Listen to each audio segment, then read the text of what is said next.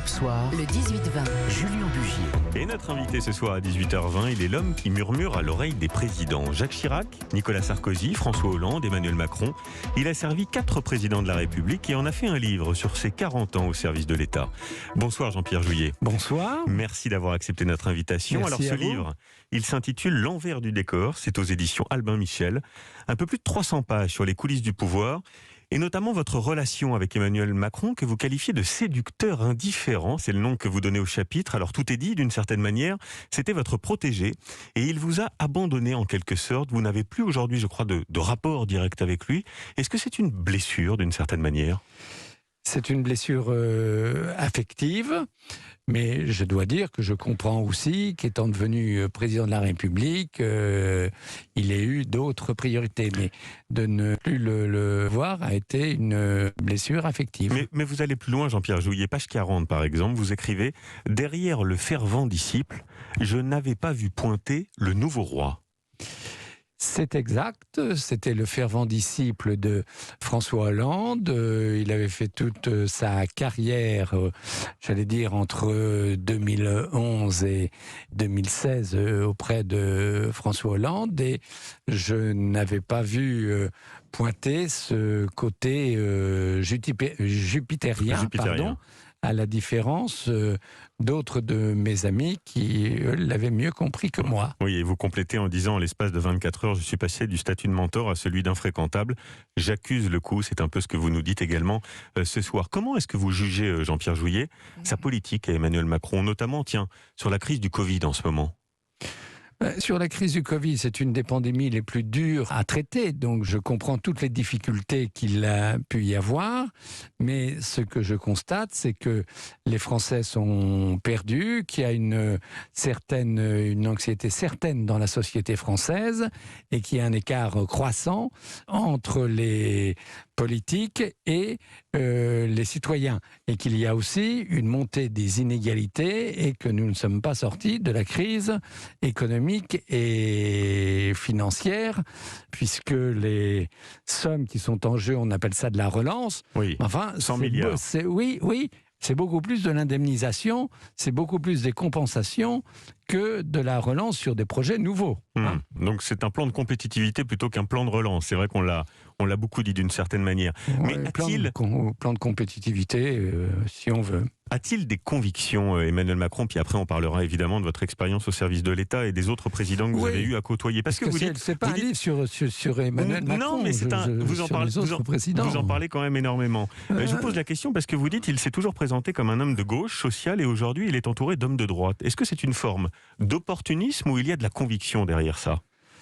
Écoutez, moi je l'ai toujours connu comme homme de gauche, social-démocrate, n'approuvant pas que j'aille chez Nicolas Sarkozy et toujours, j'allais dire, à ma gauche. Et je crois que là, au vu de ce que sont les tendances de la société française, il essaye de rassembler sur sa droite. Donc incontestablement, ce n'est pas la personne que j'ai connue dans les années 2010. Qu'est-ce qui vous a séduit, justement, chez Nicolas Sarkozy ? Ce qui m'a séduit chez Nicolas Sarkozy, c'est lorsque nous avons travaillé ensemble, qu'il était ministre des Finances et que j'étais directeur du Trésor. C'est son côté direct, c'est son côté ouvert, c'est qu'il a une certaine empathie et c'est quelqu'un, vous voyez là, je compare aussi les différentes crises dans le livre de 2008, de ce que j'ai connu avec François Hollande sur les attentats et ce qu'on connaît aujourd'hui avec le Covid-19. Bon, eh bien, ce que je peux vous dire, c'est qu'avec Sarkozy, ça décidait. Avec Hollande aussi, dans la gestion des attentats, on n'attendait pas et on décidait sur le Covid, comme vous l'avez constaté. Bon, il y a eu quand même quelques atermoiements et Édouard Philippe s'était montré, heureusement, parfois plus clair. Sur la modernisation de l'État, Jean-Pierre Jouyet, c'est l'un de vos grands regrets, dites-vous dans ce livre, ne pas avoir suffisamment travaillé à moderniser le fonctionnement de l'État. D'ailleurs, c'est assez dramatique ce que vous dites. Les ministres passent, les majorités aussi, mais ceux qui font tourner la boutique, ce sont toujours les mêmes. Tout change, mais rien ne change. C'est un peu désespérant tout de même.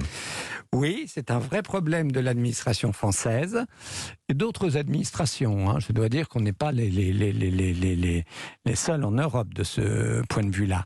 Mais ce qui se passe, c'est que nous avons une administration qui travaille beaucoup trop en silo.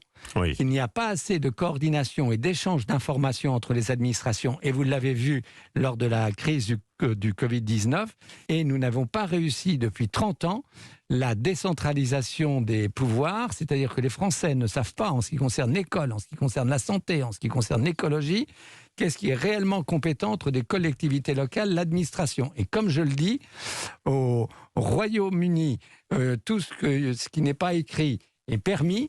Oui. En France, tout ce qui n'est pas écrit est interdit. Bien, je vais vous poser une question qui n'est pas très politiquement correcte justement sur la modernisation de l'État et sur les hommes qui les incarnent, Jean-Pierre Jouyet.